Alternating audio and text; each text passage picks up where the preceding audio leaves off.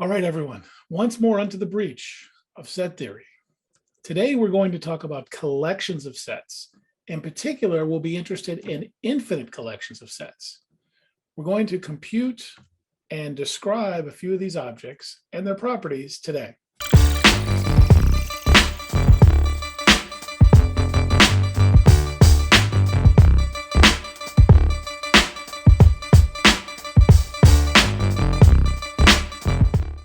We sometimes want to consider a collection of sets that are indexed by what we call an indexing set, or sometimes an index set. We will typically denote a general index set by I. We will usually take I to be the natural numbers or the integers, or some subset thereof. Given an index set I for a collection, we can take unions and intersections over that collection, defined as follows. Let us choose and fix a universal set U. For each n in I, let A sub n be a subset of U. We define the union over I as the set of all points that are in at least one of the AIs for some I in the index set I. We define the intersection over I as the set of all points that are in all of the AIs for all I in the index set I. We might also find it useful to refer to the collection of sets all at once, and we will denote this in one of two ways. Finally, given a collection of sets, we say that the collection is pairwise disjoint if, for any I not equal to j, we have that the intersection of AI and AJ is empty. As we said earlier, the index set can sometimes be finite. Let's consider a couple of such examples. Let us first take I to be the set 1, 2. Then we have the union over I of the collection A sub I is just A1 union A2, and the intersection over I of the collection AI is just A1 intersect A2. This recovers our earlier definition of union and intersection, but of course now we can take larger index sets. For example, if I is the set 1, 2, 3, 4, then the union over I is A1 union A2 union A3 union A4. We'll give some examples of infinite index sets in a moment. Let us now prove a theorem. Let A sub I be an index collection of sets and pick any k in the set I. Then the intersection over I of the AI is a subset of AK, which itself is a subset of the union over I of the AI. To prove this, we proceed directly. Assume that X is in the intersection, which means that it is an AI for any I. In particular, it's in AK. Now assume that X is in AK, which means that it is in some AI, and therefore it is in the union. We will now consider an example of an infinite index set and see what we get. Before we get started, one note. When working with infinite index sets, our intuition can sometimes lead us astray. Let us here take the index set to be the natural numbers, and for each n, we define A sub n to be the half open interval 0 to 1 over n, where we do include 0 and we do not include 1 over n. Note in particular that this is a decreasing sequence of sets. For any n, the set A sub n plus 1 is a proper subset of an, and more generally, for any m larger than n, am is a proper subset of an. Let us first compute the union over n of the sets.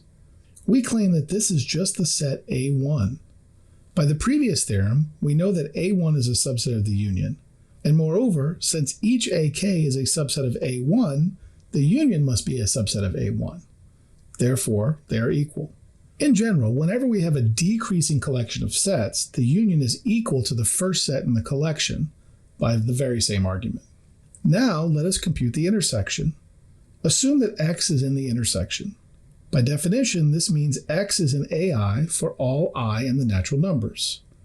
In particular, this means X is between 0 and 1 over I for all I. We claim that there is only one point in the intersection, and that is the point 0. First note that clearly 0 is in every one of these intervals. Now, let X be positive. Choose I to be any integer greater than 1 over X. That implies that X is greater than 1 over I, which implies that X is not an AI.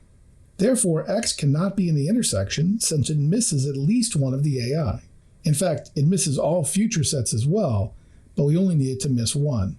Therefore, the intersection over n is the set consisting of just the point 0.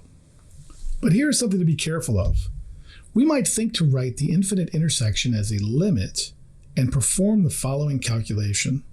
This calculation looks more or less reasonable formally, but we end up with something that looks like nonsense. And it is. So at this stage, I want to just say be careful when you take infinite intersections or unions and think carefully about where the points are. You'll see a lot more of this kind of thing in the analysis course if and when you take it. Okay, here's another example with an infinite index set. Here we take the index set to be the integers, and for each integer n, let us define an to be the half open interval n to n plus 1. It does include n, but it does not include n plus 1. Now we claim that these sets are pairwise disjoint, and their union is the whole real line. We will prove this in a minute, but notice that this just means by definition that this collection forms a partition of the real numbers. Okay, first let us prove disjointness. Let m and n be different integers, and say without loss of generality that m is less than n. Take x to be a point in am. This means that x is less than m plus 1, but since m plus 1 is less than or equal to n, this means that x is less than n. Therefore, x is not in an. Okay, now we show that the union over z of the sets is the whole real line, or equivalently, for any real number, it lies in one of these sets. Choose x positive. Note that there are integers larger than x, so let us define S to be the set of all integers larger than x. Since x is positive, this set S is a subset of the naturals, and by the well-ordering property, it has a least element. Let us call this least element R. We claim that x is in A R minus 1. First note that x is less than R since R is in S, and note that x is greater than or equal to R minus 1 since R minus 1 is not in S. Therefore, we are done. Okay, but what if x is negative? We can't yet apply well ordering, but we can do a trick. First, notice that if x is a negative integer, like say minus n, then x is in a sub minus n by definition. So let us say that x is not an integer. Now consider minus x. This is a positive number, and by the previous argument, it is contained in some ar minus 1. This means that r minus 1 is less than or equal to minus x, which is less than r. Note that x is not an integer, so the left inequality is strict, and so that we have minus x is strictly between r minus 1 and r. Now multiply this inequality by minus 1, remembering to flip the inequalities when we do so, and we have minus r plus 1 is greater than x is greater than minus r, or minus r is less than x is less than minus r plus 1, and therefore x is in a sub minus r. Finally, note that 0 is in a sub 0.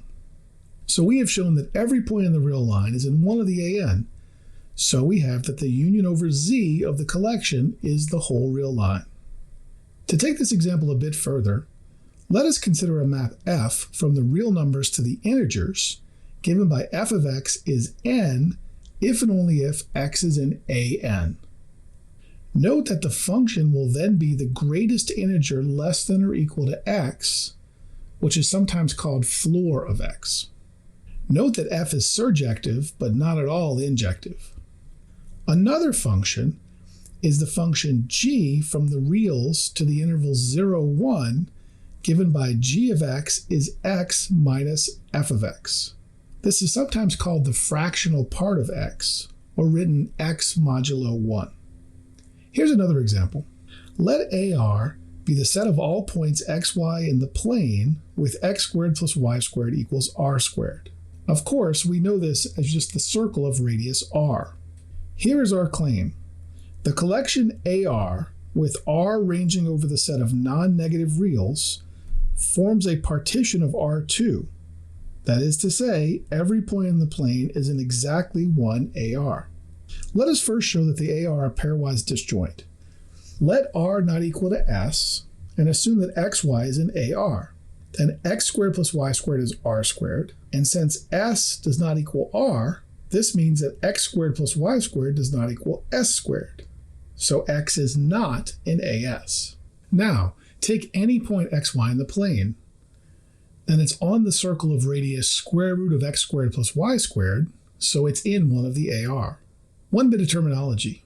When we have a partition of a space like R2 by a collection of smooth curves depending on a parameter, this is sometimes called a foliation of R2. Okay, let us now define the set C0 of R to be the set of all continuous functions from the reals to the reals with f of 0 equals 0. Now given a function f in this set C0R, define AF to be the set of points where f is 0. Then we claim that the union over AF over the collection C0R is the whole real line, and the intersection is just the single point 0. Notice that we're doing something a little wild here. Our index set is actually over an infinite set of functions. But we can do this. No one can stop us. To prove the statement about the union, note that each AF is a set of real numbers, so the union is a subset of the reals. What we need to show is that every real number is contained in one of the AF, i.e., for any real number z, there is a continuous function f with f of 0 equals 0 and f of z equals 0. But for example, we can choose the polynomial f of x is x times x minus z, and we have such a function. Of course, there are others. Now for the intersection. Notice that for any of the functions in our index set, f of 0 is 0, therefore the point 0 must be in every AF, and therefore it's in the intersection. We will now show that for any z not equal to 0, there is an f in C0 with z not in AF. Specifically, that there is an f with f of z not equal to 0. Now consider the function f of x equals x. This is not 0 at any non-zero point, and therefore z is not inside this AF. Since it misses at least one set, it cannot be in the intersection. This is probably a good place to stop.